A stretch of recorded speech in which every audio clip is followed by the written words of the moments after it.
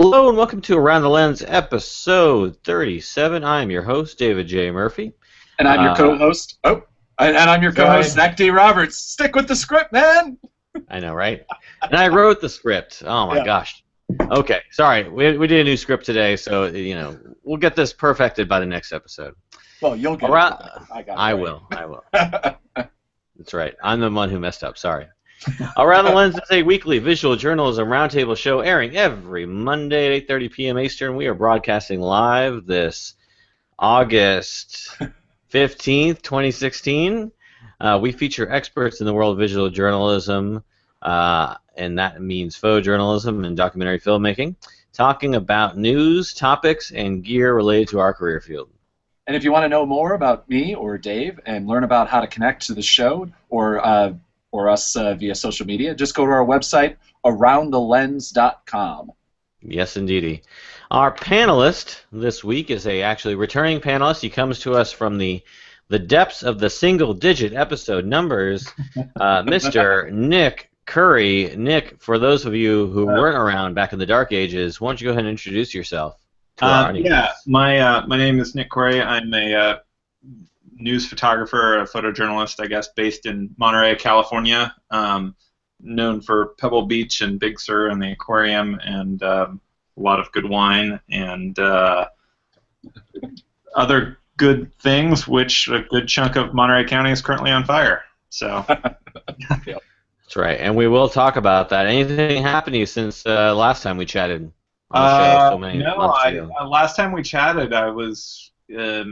I don't know when that was because I have a terrible memory, but it was November. Yeah, and it was. I was just coming. I'm pretty fully recovered from my bike injury last summer when I broke my hip. So that's been about a year now. August 2nd was my anniversary of that. Been still here, so I haven't broken anything since. Yeah. Awesome, man. I'm glad to hear that. So. All right. Yeah. Nice. Well, our first topic this week is all about you, so we're going to get right into it. We're talking about, of course, the Sobranus fire. So, we you on our Facebook page, which you can find at facebook.com/AroundTheLens or Around the Lens, Around the Lens AtL podcast. So you were featured in the MontereyWeekly.com, and basically, your photographs were documenting the wildfire over there. So why don't you go ahead and talk about your experience a little bit? What was that like shooting a firefighter? Have you done that before? Yeah, so it's on July 22nd, the basic kind of newsy part of it is July 22nd, a fire broke out in Garrapatas State Park, which is a California state park up about 2 miles up the Sobranus Canyon trailhead, which is a very popular hiking trail. I've done it dozens of times, and you can hike to the top of the ridge and kind of look out over Big Sur, and it's just a fantastic hike. And there was an illegal campfire that is now the confirmed source of the fire, which no fires and no camping are allowed in the park, and it's a big kind of sore spot of locals, of people doing illegal campfires, and it set off a wildfire that now, about 3.5 weeks into it, has spread to about 74,000 acres, which I think is just over 70 square miles, and a majority now is into the U.S. forest at the Los Padres National Forest, and it's burned 57 confirmed homes and a number of other structures, and then a bunch of homes are still threatened, and I think it's about 60% contained as of this morning, according to CAL FIRE. So it's definitely the largest incident going on right now with wildfires in California, but there's like a dozen fires right now that are breaking out all over, including another one south of us, another 40 miles or 30 miles or something below where Big Sur is. So it's kind of treacherous out there, and there's a really bad one last night up in Northern California, the Clayton Fire, which burned pretty badly last year. So yeah, everything's on fire over here. Yeah. Yeah. And, I was going to say, I mean, how do you like approach a fire, so to speak, from a Yeah, so I've been on staff with the Monterey County Weekly since 2008. I'm our staff photographer over there, and I do some reporting as well, kind of on the spot news front. And I covered the Basin Complex fire, which was a 162-acre wildfire in 2008. We had a 1,000-acre fire in 2013 that is not that big, but it burned like 30 homes. It was kind of in Big Sur, and it was like in the suburbs of Big Sur, up on a ridge where a lot of people live. So I've definitely, and then covered plenty of home fires in cities and structure fires and that sort of thing. But wildfires are kind of a different beast, and it's kind of it's interesting to watch because it's a very natural disaster phenomena. It's like, you know, an earthquake or a similar to earthquake or tornado or hurricane coverage, like the floodings right now in Louisiana.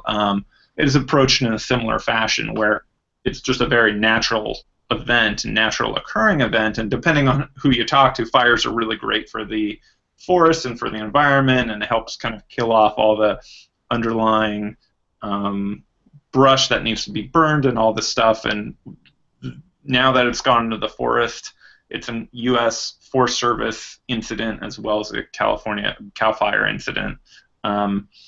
So, I mean, on the base, you kind of cover it like any other news event, the breaking news, and you're constantly updating the story and all this stuff.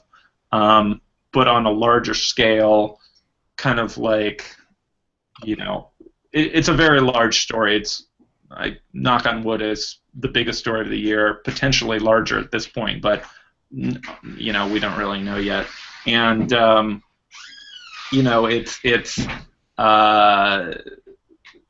an ongoing thing. I mean, this is now almost a month into it, and we're not even close to being fully contained, and there's just a lot going on for the recovery effort, and there's lots of benefits for victims of the fire, and there's just plenty of good pictures to make, and there's plenty of good stories to tell, and it's just like a big thing. Yeah. Wow. Yeah. So I mean, there's a lot going on with it. So there's now looking at the natural environment part of it instead of just, you know, or not just the people being affected and their homes being burned, but, you know, how the smoke affects it. We have like our big Monterey Car Week is starting today, and so there's all these really fancy high-end cars in Monterey creating a lot of traffic. So that's an additional story tied in with it, how you bring in 5,000 fire personnel into Monterey to help fight it, and that's creating a lot of traffic that's already bad with Big Sur being shut down, which is a hugely popular tourist attraction during the summer, and none of those places are open right now. So it's like one of the most popular places in the country to visit is you know, not open. Right. So, like, you're given the assignment to cover this fire. I mean, what are you going out there? Do you got fire equipment? Do you... Yeah, so, like, your basics are just a set of Nomex, which are, you know, the yellow fire suits, and, you know, good sturdy shoes and your cameras, and they kind of just get you access everywhere. After it became a larger fire, we have to have fire escorts from the public information officers kind of wherever we go, depending on where you are, kind of in the hot areas, so to speak, no pun intended, but in kind of just really busy areas, and a lot of the roads are single lane, curvy mountain roads, so the last thing you want to do is get in somebody's way. So, and the Forest Service and CAL FIRE has been nothing great to work with for all of this whole mess, and so we just kind of say when and where we want to go, and we can kind of go around. Some of the other places where the fire is, you can kind of, or where fire activity and firefighting is going on, you can kind of drive around on your own. But I have a full Nomex jumpsuit. I have a helmet. I have fireproof goggles. I have, and then my cameras and the smoke mask and all this stuff. And it more often than not, you're not going to be in the middle of flames, but you get pretty close. And it's smoky, and like I was at a what they call a backburn operation, where they burn off all the relevant fuel nearby, so the fire basically can't come close where they create a fire break. And so they're creating, basically cutting off the fire before it can get to where they're at. And so the wind picks up, and you have, like, we're in this giant plume of smoke that kind of overtook us when they were back burning. And it, gets in your eyes, and you're, like, in it, and it's smoky, and everything smells like a campfire, and it's warm. It's like 90 degrees, and, like, you're in the middle of a fire. So some stuff, it gets a little hairy, but other stuff, like, you're far enough away that it's, but once you kind of get back out of the main fire area, it's like the cool air and the breeze is really nice. But it's smoky all over town, and apparently this fire smoke has gone most north of the state to, like, Sacramento, and it's like there's smoke everywhere, and there's ash everywhere, and the air quality is terrible. So yeah, I mean, it affects a lot of stuff. So yeah. So when you get to the fire zone, what are you, like, looking for as, like, a photographer to shoot? I mean, where do you go? It's funny is I think kind of just on the very first night of the fire on July 22nd, it was a Friday. I was on a different assignment that morning, and we got news of the fire. I think it broke at, like, 8:48 is when the fire started. And by noon, it was at about 150 acres in a pocket. And I talked to my editor and decided to go down and cover it, and got a good overview of where it started. And then we were just kind of monitoring it and seeing what CAL FIRE was reporting and all this stuff. And then that night, I actually had gone to the California Rodeo Salinas, or Rodeo, I should say, and was shooting rodeo stuff. And then we kind of got the note that it went up to about 1,000 acres, and I decided to go back out and realized my weekend was shot going to be covering this fire, and it became a big news story. And so it's kind of like anything else. I mean, you're kind of just following the story as it's progressing, but I was out on the highway that evening. This whole story has a point, I promise. I was out on the highway that evening, and there's all these people that were parked on the side of the highway, which the Big Sur coastline is, like, one of the best drives in the world, and it was about 11 o'clock at night, and you can see the fire burning in the hills, and everything was just orange in this weird kind of apocalyptic glow. And there was, like, dozens of people sitting on top of their cars watching this fire, because if you turn both ways, like, everything was just this orange glow or black from the regular night sky, and it was great. And just watching it from a standpoint of watching nature doing its thing is fascinating. But I was, like, partially offended by all these people watching this giant fire, but it is great to just sit there and watch it.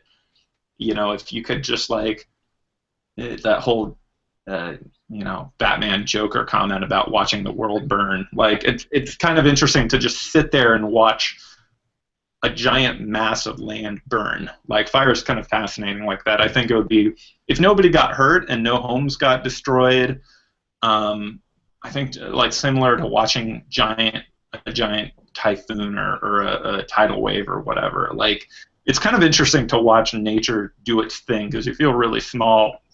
And I made this really neat picture of this girl sitting on the top of her car watching the fire, and you can see her really tiny, and you can see all the fire burning in the background, and, like, so you're looking for stuff that tells a story like you would anything else, and it's like the fire doesn't really matter if there's not people involved, right? Like, right. Or if it doesn't have, a relevance. Like, I was talking to one of the Forest Service guys yesterday, and he's like, oh yeah, in Idaho right now there's, like, a 3,000 acre fire, and there's been virtually no press on it. And it's like, well, it's Idaho, not most popular, and there's nothing against Idaho, but it's not one of the most populated vacation tourist attractions in the U.S. Like, it's a big deal that Big Sur is closed right now, and all these, like, CHP, the California Highway Patrol, told me yesterday that they were turning around in the 2 hours that they were closed, that I was there at the road closure. They had turned around, like, probably hundreds of cars that had no idea there was even a fire, that just wanted to go on vacation. Wow. And it's like, I asked them kind of jokingly, and I says, how many tourists have you ruin their vacation telling them the highway was closed? And he's like, it's probably been, I've lost count. It's been so many now. And Wow. it's a big deal. It's, but to kind of answer your question a little more directly, looking for pictures, you're looking for stuff that tells the story but does it in a professional, ethical way. We kind of made a decision early on, because there's a lot of residences and there's these neighborhoods, I guess, up some of the roads, and I have a lot of friends that live up there, and I have a number of friends that lost their homes in this fire, and so it's personal for me, but we made a decision to not publish pictures of people's burned, destructed homes without their permission, and I think in this case it was a right call, because a lot of people were seeing. I freelanced for the Associated Press a little on a few of my days off. I was working for them, go figure, and a number of photos that were run of people's homes. That was the first they'd found out that their home was burned, and we just thought at our paper it was a better call in the name of good journalism to reach out to them first and see if we could publish a photo of their home. So I don't know, but it's like anything else, like, photograph the firefighters and photograph the firefighters working in the hotshot crews, and I have a photo I made of a really tired-looking, exhausted firefighter, and you can really see it in his eyes, and there's fire behind him, and he's just really exhausted looking, and that helps tell the story of how exhausting it is to be working something like this 24 hours on, 24 hours off, which is a regular shift for the CAL FIRE guys. So, yeah, I've really liked the. Yep, go ahead. Sorry. Oh yeah, I was going to say you're also looking for just weird little pictures that are helicopters dropping water or fire retardant from the airplanes, that sort of thing are very standard. There's a great image I made yesterday that I really liked of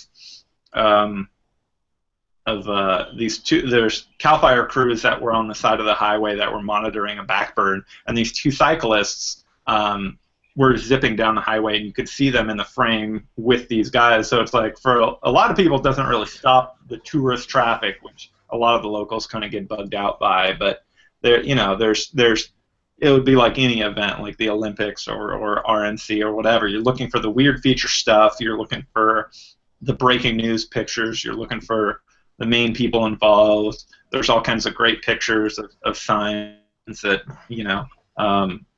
thank the firefighters, stuff like that. I mean, there's all kinds of great images outside of the main fire stuff on fire images. Yeah. One of my favorite break-off stories you did, and I really like how the Weekly has covered, Sure. kind of just not covered the fire, but covered the things around it, whether the meteorologist story. But and I think I probably commented on Facebook about this, is your break-off story about favorite snacks. Okay. Yeah. Like that. Yeah, not only is it a fantastic photo, like I can tell that it's like, but like just things like that of like actually contextualizing like what's happening there. Sure. Like it's not just that stuff is on fire, but like to kind of fill people in on that, I was out in this rural part of Monterey County called Cashawa, and there's a really fantastic restaurant out there called the Cashawa General Store that's only open Mondays, but it's this really kind of just middle of nowhere, reminds you of Deliverance. There's trailer parks, and like it's really, really out there. It's only about an hour from Monterey, but it's really wacky. And really good people live out there. And but so I was out there on assignment one night, and there's these crews, and a lot of the crews are doing like a patrol, making sure when fire burns that they can be on it in case it, to stop it from spreading. So they're up, I think the shifts are like 6 a.m. to 6 a.m. the next day. So in the middle of the night, like if there's not much going on, they got to stay active and they got to stay alert and awake. And you can kind of relax and nap, but a lot of it is cut and brush and like actively sometimes fighting fire, but a lot of it's just kind of patrolling and monitoring fire activity. And I was hanging out with these guys one night, and firefighters are like medics and people that work in hospitals. Like, I have nothing but respect for the work they do, and they're kind of universally, I think, loved. At least the firefighters on the ground. Management is like, you can disagree with that, but it's like the military. You can disagree with the idea of decisions they're making of where they should and shouldn't go, but the firefighters and the soldiers on the ground, they're following orders and they're doing what they do, and they do really hard work. And so I was hanging out with these guys one night, and I'm saying, where are you from? What do you do in your off time? And they were talking about snacks, and they have kind of set food that they're given for the night, a lot of calories because they're burning a lot of energy. And the guy like made me a coffee on the front of the fire rig, and it was like, I don't know, 10 o'clock or something. And he's like, yeah, we're really elegant because we actually have hot water instead of just cold, Smucker's Uncrustables, which are the strawberry one that he gave me was like the high-end version that are like never seen. And so it was like, it's a great piece about kind of the weird behind-the-scenes stuff that you don't really hear about, of like these firefighters in the trenches and how they live and how they are while they're on assignment. Like, it's pretty intense. So I wanted to really kind of bring that forward, and it's fun. It's like, they have a good time. They're real people too. I mean, they're firefighting, but one of the guys lives locally, and we're going to go surfing when he's done. And yeah, so they're real people, and there's just, like anything, there's great feature to it.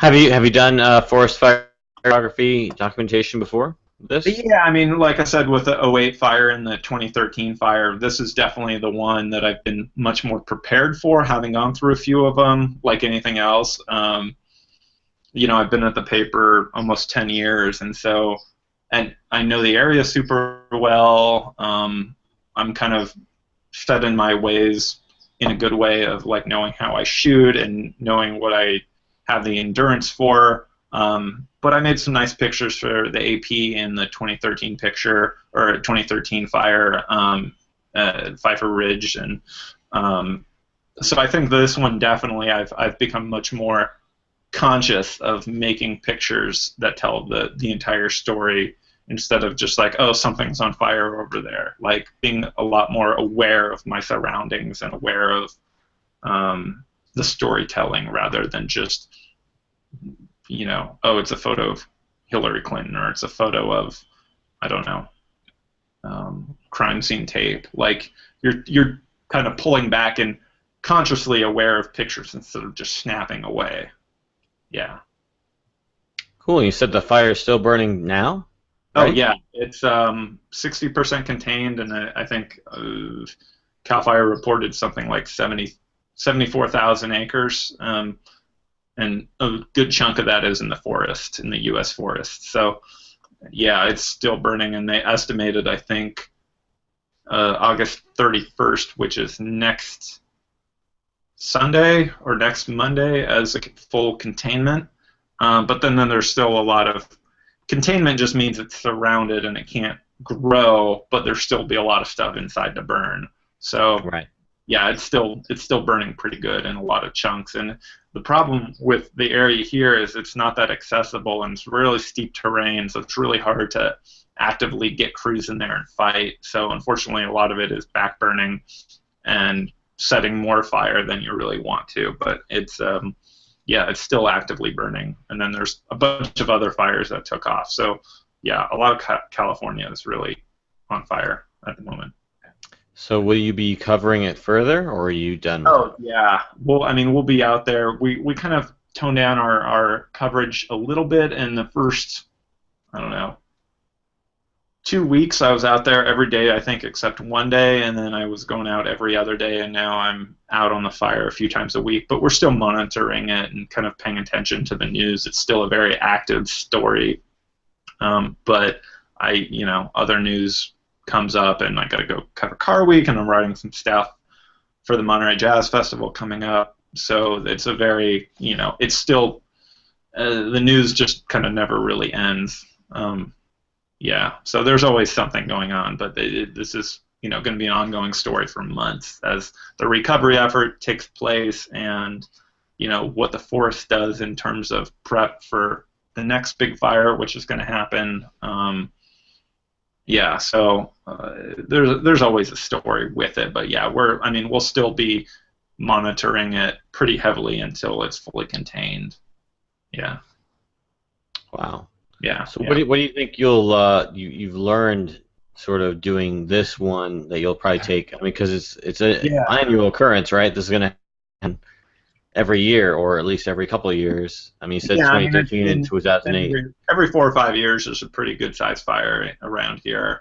Last summer there was one in Kashawa that I didn't make it to because I was just coming back from injury and I couldn't really walk. Yeah, I was thinking about that earlier. I figured that would be something, you bring up is, the thing with fires and with anything that involves, news. A bunch of years ago, I had my first big emotional picture that kind of bothered me and still haunts me a little bit that I talk about when I talk to journalism classes and photography classes at colleges or whatever. And it was a photo of a grieving mother who lost her daughter in a fire. It wasn't supposed to be the connection other than just it was a heavy news picture. And I emailed Greg Marinovich, who won the Pulitzer for the photo of the guy on fire in '94, I think it was, or '91 maybe. That was on fire in the apartheid in South Africa at the end of it. And I says, you've covered a lot of this terrible stuff. I explained who I was and why I was emailing him. And, I says, how do you deal with this stuff? How do you deal with these pictures? And he goes, news is not nice to the people involved. And, a lot of the time in breaking news pictures where people die or it's a really tragic thing, you're photographing people or you're doing a story in the worst day of their lives, especially if they lost a child or a home or something like that. It's one of the worst days, if not the worst day of their life. And you have to approach it with a lot of professionalism, and you have to approach it with ethics that you believe in. And this is what I would say now, and this is kind of only what the experience can bring. This is not the kind of stuff that they teach to you in journalism class. Is I took ethics and I took media law, and it's what you should or shouldn't do, I think, is when it comes down to a picture. And so, like I explained earlier, is we decided to consciously not publish photos of people's burned homes unless we had their permission, and I think it was just a better call. Because there's this email thread that was going around that listed me in our paper about, the media's allowed in when the residents aren't allowed in to see these homes. That's really terrible, and I got a lot of flack for it, even though we hadn't really done anything wrong per se. We had done everything legally, but it's a very fine line of doing it the right way and doing it the wrong way. And I think, and I'm friends with a lot of these people, and will be friends with these people, and I've made plenty of mistakes in my career ethically of running pictures that I should or shouldn't have run, and look back now and say that was a wrong call to make ethically, and it's not an easy decision to make on the spot, because you think you're doing the right thing, because you want to tell the story and you want to show the emotion. And unfortunately, the loss of homes or the loss of life is part of the story, but it's, like I said, doing it the right way or doing it the wrong way. And I think just going forward, what I'm learning as I'm going through this gig is just being more conscious of that fact, of being compassionate with people when you're shooting really terrible things, or, not getting too excited when somebody's yelling at you about a picture, and just try to explain to them where you're coming from, and just be professional about it, and be a number of other photographers that I was friends with or people that I knew drag our paper and my name through the mud, and it's like, okay, well, that's just how it is, but there's nothing good that's going to come out of me calling them out online or yelling at them or sending them an email. I just know that a lot of people have given us a lot of good accolades for reporting on it fairly and accurately and professionally, and I think that's just kind of what you get going forward out of terrible stories, is doing it well and doing it. I'm always thankful to CAL FIRE and the Forest Service and send them notes afterwards saying, hey, thanks for taking the time to help us out, because that helps us going forward instead of just like let me get my story and get out. Like, these are real people, and you need to be a person and a human first dealing with them. Right. Yeah. So I think that's, and just also on the kind of more selfish front of making sure to take time for yourself when you need a break and not pushing yourself beyond your limits, and getting a rest and taking care of yourself, because if you're not in a right place, you're going to make a lot of professional mistakes and ethical mistakes, and just being aware of where you are in this whole mess is a good thing. Okay. Yeah. Does a forest fire bring out Yeah. sort of the a lot of press, a lot of media? Do you let a lot of outsiders come to try and capture it as well, or is it mostly just people who live in the area? In this case, yeah. I mean, the first, and I think as local press, our paper, which I'm really proud of our staff, and I love working with people I work with, and I think we do story the best, is, as I've told a number of people, it's a very local story, and as a local biggest paper in town, we need to do it right, and we need to take ownership over the story and say, this is our story, and we're going to do it the best that we can do, and I think we've done that. But the first weekend, it was kind of just local press, and then it became a large story in the first week,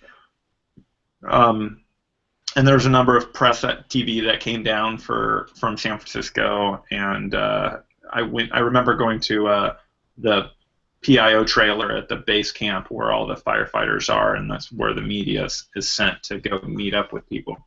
And I was there in like my fire suit and like looking very tired and kind of tired emotionally and mentally and all this stuff. And there's this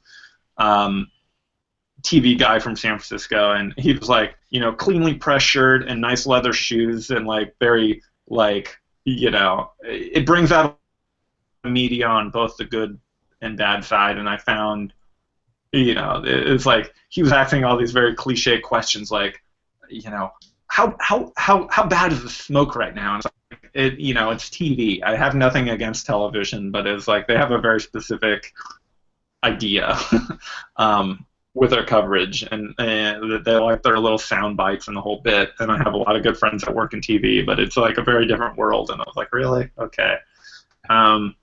Some of my best friends are TV guys. Yeah, like I like these guys a lot, and the local TV stations are great. But I think the larger thing, they just, like I said, they get their clips and they get out, and they don't really take the time to make it a personal story, and they may not have the time, and that's just how they do things. But I do things a little differently. Yeah. So it did attract a good bit of attention. Yeah, I mean, it went national. I saw my pictures in the AP, and then there was a bunch of stuff all over. Huffington Post picked it up. Yeah, I think NBC News National picked it up. I don't know. There's stuff everywhere on it. It's a big story. So I think it's become kind of a local show again. Reuters, I think, had a person down here for a couple of weeks. My buddy Noah Berger was down here for San Francisco Chronicle and Reuters. So yeah, I think it's like anything else. It just depends on the story and what's happening with it. So you'll be down there covering it for the long haul, which is good. It's a local story, and I think we need to cover it locally. So I'll definitely be there. Yeah. And do your clothes still smell smoky? Everything smells smoky. I've rinsed my car off of the ash, and because I guess ash is bad for paint. I didn't know this, but my fire suit is still smoky. I have a set of clothes that I wear just for covering the fire that I wash every couple of days.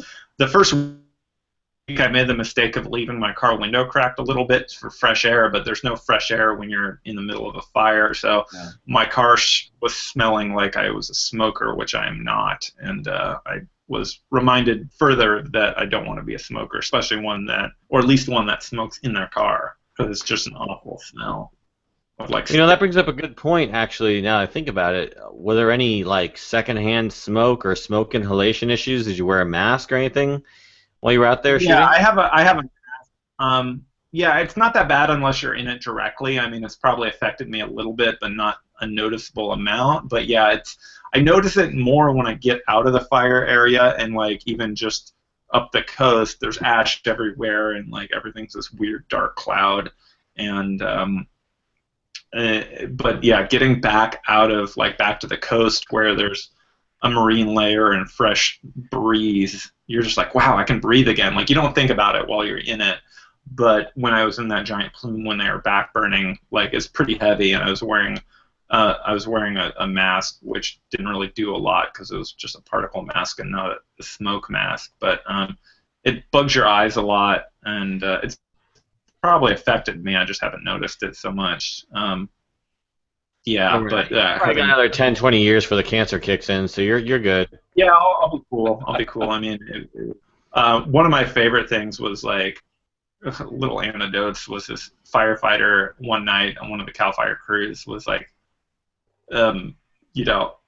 sitting on the rig in one of the smoky, burned out areas, or the fire areas, and he was having a cigarette, and I go, you don't see the irony here? And there's like fire burning behind him. He's like, yeah, it's all gonna burn. It doesn't really matter. Well, the great thing is he can just throw his cigarette after he's done with it. It doesn't really matter. Picture of it because it was pretty. Yeah, Cool. I was like, that's pretty funny. He's like, yeah, well, so. Oh, the irony. Oh, the irony. Yeah. Zach, you got any questions for Nick? Anything you can explore upon us?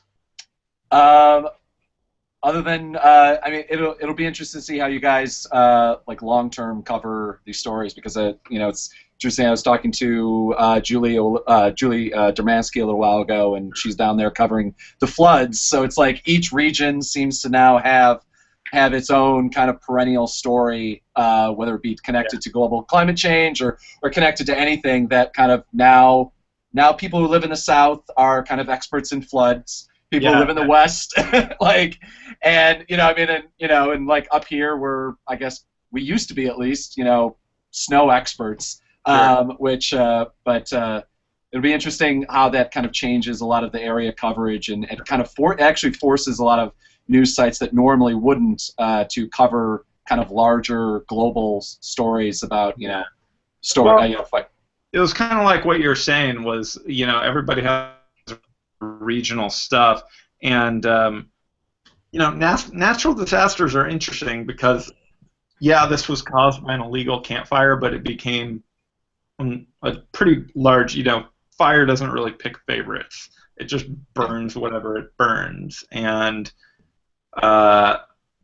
natural disasters, there's been one death in this fire where a bulldozer rolled over on the operator and he was crushed and killed. And there's been a few injuries, I think, but I don't know the extent of those. Or this fire, the Valley Fire in California last year, which was up north in a really terrible fire, and I think it was like 3,000 acres, and a number of people died. It was caused by like faulty wiring in a hot tub, I think, as the report came out today. Wow. And it's like, no, these aren't. Yeah, it was a campfire, but like he wasn't intending for it. Obviously, it was just he just wanted to have a campfire and wasn't paying attention to the rules, and not intending obviously to hurt anybody or cause 70 square miles of fire.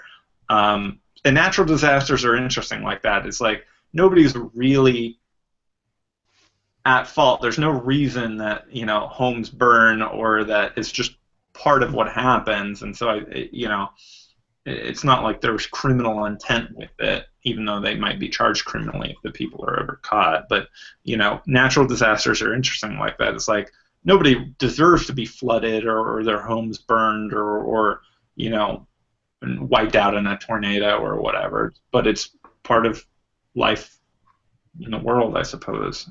So they know who did it. What's going to happen to this guy or gal? Well, they don't know who did it. They just know that it was a fire. I'm trying to do a story on the investigation because I think how you learn. Like, they're really good at pinpointing where and how a fire started. And it's like, everything's burned. How do you find that out? Like, it's really great.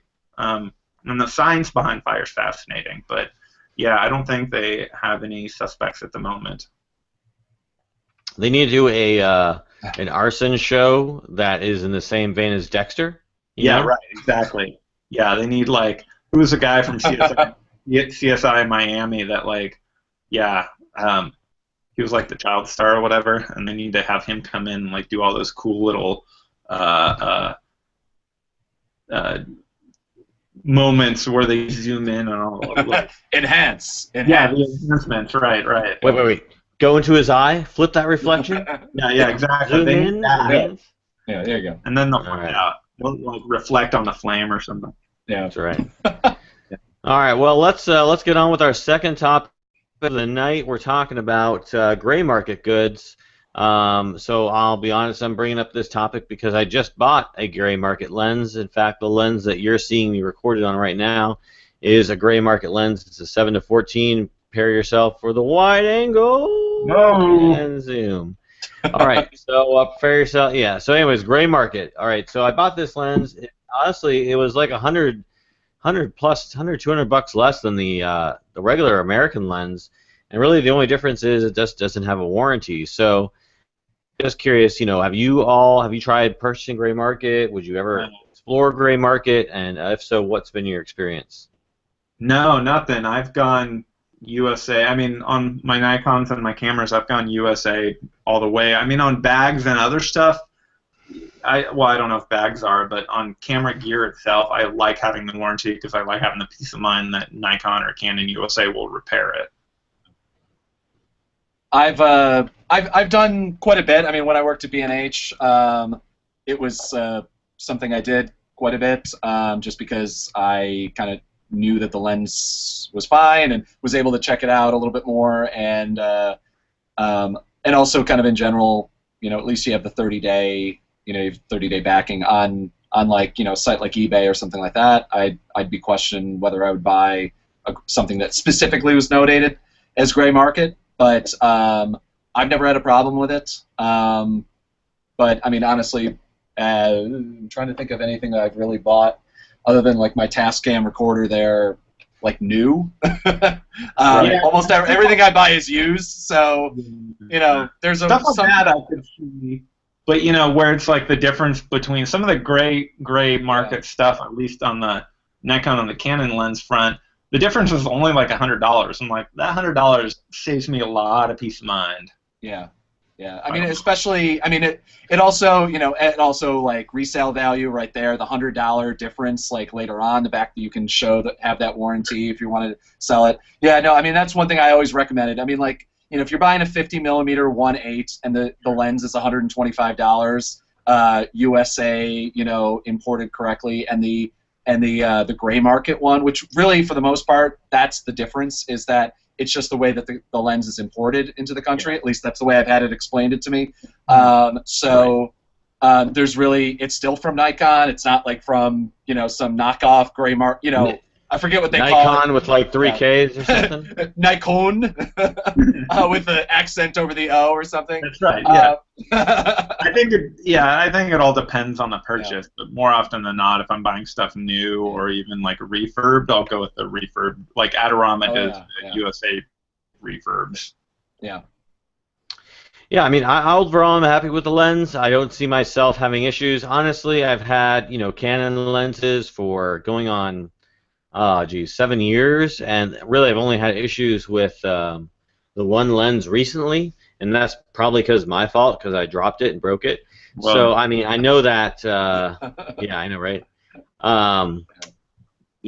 It may not be, like if I had, this lens right here, I may not be able to get it repaired by an approved Olympus, Olympus company directly, but I could probably send it to a camera repair office and have them repair it. I think that'd be possible. But I know you say like, oh, that $100, yeah, you're right. I mean, that $100 isn't the huge difference, especially when you're spending like, a couple $100 or a couple $1,000 for a lens. I mean, I know I bought all my, Canon glass either used or brand new, and it was all USA.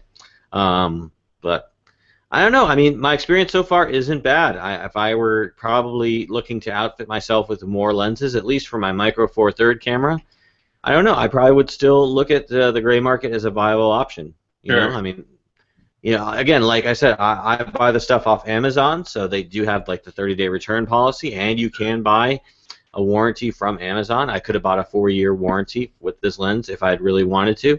So, there is that. You can get third-party stuff, and there's a market for it. Yeah, I mean, I think it all just depends on what it is. But yeah, if I was spending like $4,000 or $5,000 on a body, I'll probably just go with the Nikon one because they'll potentially repair it. And I've had, power units in my cameras die, or I'm pretty harsh on my cameras, and so I like having the potential to have it repaired and not have to pay a lot more. Okay. Great, great. By the way, Zach, I have that same shotgun microphone you have. Which one? This over your left side. My left side.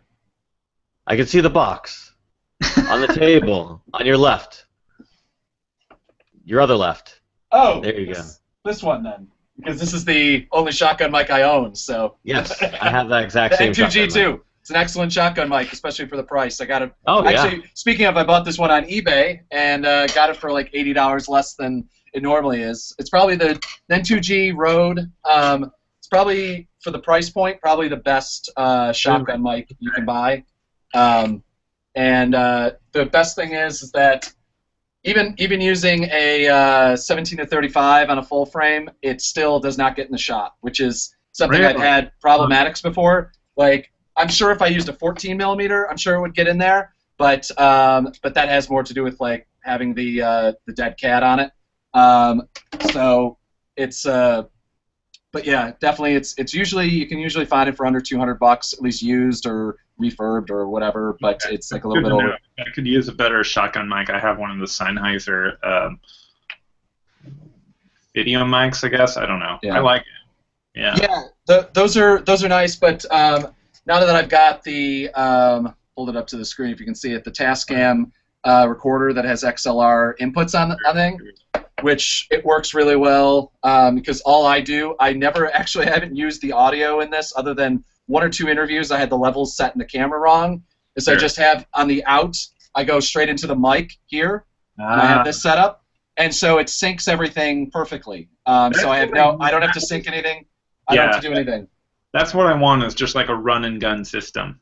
The only thing with this that blows is I use AtL batteries, which are fantastic batteries. If you don't, it's the only batteries anyone should buy, rechargeables. They're expensive, but well worth it. They're good. The problem is that it lasts maybe an hour and a half on. Well, I don't do long interviews, so so it's just it's just like covering conventions and stuff like that. I'd find like I have to change the batteries 3 times during like a haul. So that's problematic. But other than that, absolutely, I love the audio that I'm getting because, my God, it is so much better than the. I've had some major problems with the line-in on my Nikons where you get static or you get some other issues. So from now on, and basically, I'm just using that. You just have to be very careful about the levels because in the system itself, in the Tascam itself, the audio will come on fine. But if on your out, if you have your headphones up or whatever it is too high, in camera, it's going to just blow it right out. So I have like on the convention floor interview with Congressman Pete King and a couple other people that I would never imagine in a million years to be able to get access to, and the audio is completely destroyed. Luckily, in the recorder, it's fine, but it's like but still it's been great. Like I said, my hand hurts from holding it, but because it's an extra, like basically it's like holding a D4 with an extra battery pack attached to that. So Wow. So the Tascam has its own recording capability as well as the camera itself, huh? Oh yeah, I have the Zoom H4n. I haven't used it since I bought this. Specifically because it records upon itself, really high quality audio. Basically, it's an H4n Zoom recorder without the mic that attaches to the bottom of your camera, because that actually was my next step. Is I was actually going to try to find some way of like putting a tripod mount or something like that on my H4n, which I know there's a little screw-on thing that you can do. But I found that it's like I think it's like $160. I got it on sale, so I don't know if that sale is still going on. I have the H4n, and I have it's a screw mount it's a 1/4-inch screw to hot shoe adapter, so I actually put it on my camera. Yeah. And I usually run an out from there, the aux out to the camera, and then you can plug in XLRs into the H4n, so it records separate audio as well, which is nice. Yeah. No, I'm a big fan. I mean, my H4n had my only thing with the H4n, it was battery life-wise, it was. Sure. I don't know if it's as bad, but it's up there. Which it's to me it's kind of like the GoPros, where it was like, what are you guys doing? Like they've come out with like 4 versions of this, and I haven't heard anything about the battery life being so much better. The Zoom recorder, I mean. Right. And also the GoPros, honestly, but. Well, that's quite a lot of gear talk, unsanctioned gear talk. Now let's go to the sanctioned gear talk as part of the show. So our gear talk for the gear for the gear talk segment is actually a pretty nifty little video camera. It's called the Olympus Stylus Tough TG Tracker, and it is an action cam. It's pretty sweet, I think. It's unlike sort of the GoPro that requires sort of a case to become waterproof. This is, the whole device is waterproof, and it's just got a lot of awesome sort of features and different sort of sensors that really sort of bring out and make it different than perhaps your average run-of-the-mill GoPro. So just to give you an idea of what this can do, obviously it can shoot 4K video, which everything has to do. You can do 240p at 720p. I'm sorry, 240 frames per second at 720p. You can shoot 8 megapixel stills. It's got a 244-degree wide-angle lens, and then you can go. I think let's see here. What's this? 5-axis stabilization, Wi-Fi, a tilt-out 1.5 display. It can survive falls of 2.1 meters, 220 pounds of pressure without cracking. It said it can go underwater. I'm trying to find. It can go underwater. I can't 30 meters or something, probably. Oh, yeah, 30 meters. So that's 90 feet underwater. So it's just a really versatile sort of action cam. And again, it tracks a lot of different, it tracks your, it says a barometer, a manometer, a water detector, a thermometer, so an accelerometer, a GPS, and a compass. So what you're getting is not just the video, not just the photos, but a whole host of actual different sensors that can give you additional metadata and information about sort of what you're shooting. And I was watching some promotional videos for it, and it seems pretty neat. But then, of course, it goes to the point of, do I need another action camera in my life? And I don't know. I can't think of myself needing another action camera. I got the GoPro 3. I got the GoPro 4. I don't barely use those enough. I definitely don't hang glide and snowboard and do anything crazy. Why not? Yeah, I know. It should encourage me to get out there. But let me throw it to you guys. What do you think of this camera? I mean, is this something you might see as something you would use or something you would have on you? Not really. I mean, yeah. I mean, and it's really hard to compete with how good GoPro is at what they do. I just pretty much need the video and the stills. I don't really need the other stuff. It's kind of neat, but on paper, but realistically, I just wouldn't use it. I'd want to know. I'm trying to find images that came from it, because one thing is how much of a fisheye is it, and also again, like we were just talking in the last segment, was battery life with it. Is that my biggest problem? Why I don't even use my GoPros, and I have 2 of them, is because the battery life is just so miserable that I don't know what the point is to have a camera that basically you can leave on for 45 minutes. I dig this a lot. It has it has LED built in. It has all these things. I like the fact that it has a it looks like a camera you could actually like use, as opposed to the GoPro where you're like, if it's not attached to something, it looks like a happy mixture of a point and shoot camera and a GoPro. And so and also the fact that as long as I believe the specs line up with whatever the whatever the newest GoPros are, then and Olympus does right? make good video products. What's that? And Olympus does make quality video products. Yeah. I mean, all their stuff on there, like the pens, whatever, all the EP series or E series or whatever they are, like they're good quality stuff. So I think they really kind of came into their own on the Micro Four Thirds stuff. So I think people know that their quality is there for sure, like Panasonic. And so as I think we talked about this last week, it's what, $500 for the new GoPro? This is $150 cheaper, and there's no cases, there's no thing. I assume it has a standard tripod mount, so that just becomes, you got to figure out the tripod mount setup. So I mean, like I mean, I don't think that the problem is that it's like I don't know how many people know that Band-Aids aren't actually, they're medical adhesive strips. GoPro has become that same thing. Is that everyone goes, oh, Olympus has a GoPro out.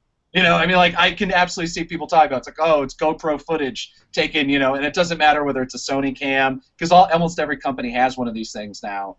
And the problem is it's like, right. It's the same deal with every single new phone that comes out. Is this the iPhone killer? You're like, well, is this? No, I don't think anything's going to be the iPhone killer. I don't think anything's going to be the GoPro killer, because they have done, until based on company earnings, they might kill themselves. It's going to be like, hopefully this thing catches on, because one of the biggest problems with almost all the other ones is that they don't stick around. Like the Sony one, they've changed, I think, like 2 or 3 times. There was a JVC one, I think, that lasted one version. So the one thing with the GoPros is that they're everywhere. Like you can buy them in Best, you can buy them in Best Buys. You can buy them in any random store for the most part. You don't have to go to some specialty camera store or go on Amazon. It's just there. So, right. Like a GoPro has its own complete and total end cap in every Best Buy in the country. So I can buy, if I'm in Toledo, Ohio, and I'm like, oh crap, I lost this mount or this bracket or this thing, I can just go to the store and pick it up. So I know that's one of the reasons why those do well. But on the other hand, what do you need with this Olympus? Is there anything extra? Yeah, I mean, it's kind of like what you said. Is GoPro has really created that standard, kind of like the iPhone has for photography. Yeah. And it's like, how do you keep up with that? But it's, you have to. Yeah. Well, what I see a lot is, a lot of these cheap alternative GoPro imitators that, like we were talking about, I don't know, a week or two ago, and somebody showed us their GoPro-looking camera that they paid like $100 or $50 for, that, they were using as their dash cam that shot 1080p footage just fine. And I think that's what GoPro is, competing against, is sort of the knockoffs that are as good, if not better, than what they produce.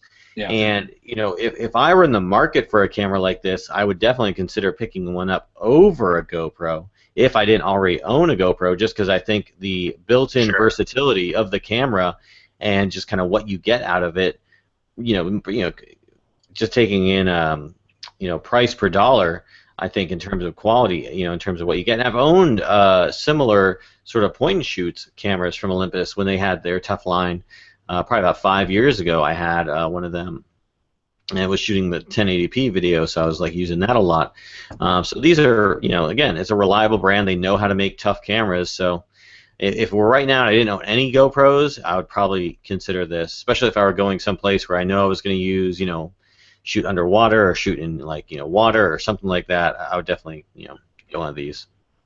Yeah, so that's a good point, that they're probably going more after the people that don't own any GoPro stuff yet, as opposed to the people that do and are used to it. Yeah. All right. Sorry. Okay. Well, that was that.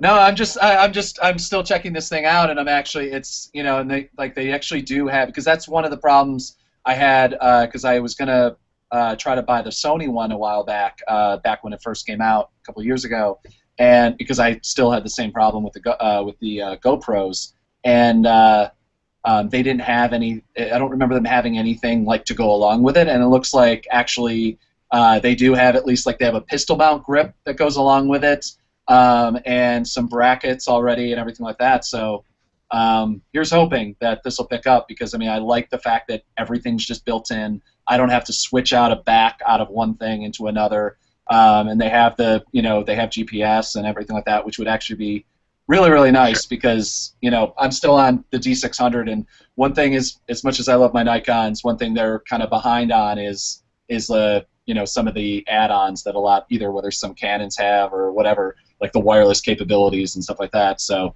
yeah, nice. the little Wi-Fi adapter for the 600 is fantastic, though, if you get one. I've had problems. I think I've actually already lost mine because I kind of gave up on it. The problem is that, again, I know we're trying to get. I'm always like we're going to try to get the NPS sponsorship, but it's like fix the app. Fix the app, the Nikon app, please. No, that's please, true. Nikon. It was bad. When I had my little side note, when I had my Fujis last summer, I had like the XE2 or something, and the built-in Wi-Fi was so good. Yeah. That was brilliant. Yeah. Well, it's coming to that time of the show where we close things off and talk about our picks of the week, our eye catchers. So we'll start with you, Nick, our guest who hasn't been on the show since the single digits. What? You've had a long time to think about something, so what do you got for us? Well, this actually came in today, oddly enough. Zach mentioned it the other day that I was forgetting to think about a good picture, but this one actually came in today, and not surprisingly, fire stuff, because I have a lot of friends at the other fires covering the fires. But my buddy I mentioned earlier, Noah Berger, who freelances, he's out of Oakland. He's probably one of the best, if not the best, wildfire photographer in California. He's just really good at doing it, and he has his car outfitted for scanners and Wi-Fi built in, and we're transferring pictures from his car on his built-in Wi-Fi. He's just really, really good at photographing wildfire. And he was up at the Valley Fire last year, but he was actually in a picture that kind of came out this morning that our friend Josh Edelston shot, who works for AP or freelances for AP rather, out of the Bay Area. And I guess this fire up north, the Clayton fire, there's a bunch of farmhouses and stuff like that. And Josh got a photo of Noah like rescuing a goat from this burning farmhouse, and there was all these, and I shared it on my Facebook, and it's a really great image, because I guess one of the firefighters was yelling at people to help him remove goats, and Noah's nearby, and being a good guy, he like offered to help out, and there's this photo, and he's got his Nikon strung around his shoulders, and he's carrying this goat, and Josh made this picture for him, or of him, and sent it to the AP, and the AP ran it, and it ran in the LA Times this morning, of this really killer photographer holding a goat, rescuing it from this burning building, and it's just like, it's a fantastic image. Yeah. So that's my picture. It's a little self-involved, but whatever. Cool. Zach? Yeah. It's all about we're supposed to not become part of the story, man. Well, right. Oh no, I'm joking. I'm joking. I love that photo, sure. And it's such a, and I mean, one thing that we do, constantly have that, getting yelled at is not helping people or taking that photo and making that choice. And so it's actually nice that for once we have a moment where we're like, look at see somebody did. We do this. My pick of the week is the fact that the Brooks Institute is closing. And whether or not, I've never was a student. I certainly looked at it when I was, because it's one of the, if you search photojournalism schools or something like that, like up there, I'm sure in the first, maybe not anymore, but it used to be like up there along with, Mizzou and all the other places.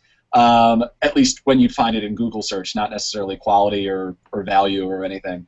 but it's interesting to see, you know, probably one of the bigger schools for photography closing down, because I think that there was at least one other, was it Hallmark or something like that? I forget what it was called. Also closed down, I believe, or at least was having problems relatively recently too. So a lot of these private institutions, and I don't know whether it's because of a lot of the kind of discussion that we've had about private colleges and overcharging people and doing everything, has changed their dynamic. But it's interesting where photojournalism education is going to be going in the future. So. Sure. Yeah. Definitely. And my pick is a 360 video that was shot by the New York Times going to Fallujah and talking about the sort of war going on over there against sort of ISIS. And I think it's a really well done story, done in 360 video, that really puts you in the sort of heart of the battle in terms of what's going on. So interesting to check that out. I've actually linked it onto our Facebook page. So if you're interested in checking that out, go to the Around the Lens Facebook page where we've shared it. So you can go check it out from there. Cool. So that's it for the show this week. Nick, where can people find more about you? At my website, which is linked in my lower thirds tag thingy at photographnic.com for my personal work, and I put a bunch of news pictures and stuff. All my photo news stuff for the newspaper for Monterey County Weekly is at mcweekly.com or montereycountyweekly.com. Yeah, Photograph Nick on Twitter and Instagram and all that stuff. Or if you just Google my name, all my work comes up. I'm kind of a private person, so it's all the stuff out there is just my personal, is all my professional work. But yeah, photographnic.com on Twitter and Instagram as well. And I hate self-promoting, but there you have it. And yeah, it's out there, and I appreciate you guys having me on again. So it's fun to talk shop. No problem. You're always welcome on. Yeah, hopefully we don't go Googling your name and find some weird stuff that you're into. There's nothing out there. I look on the regular basis.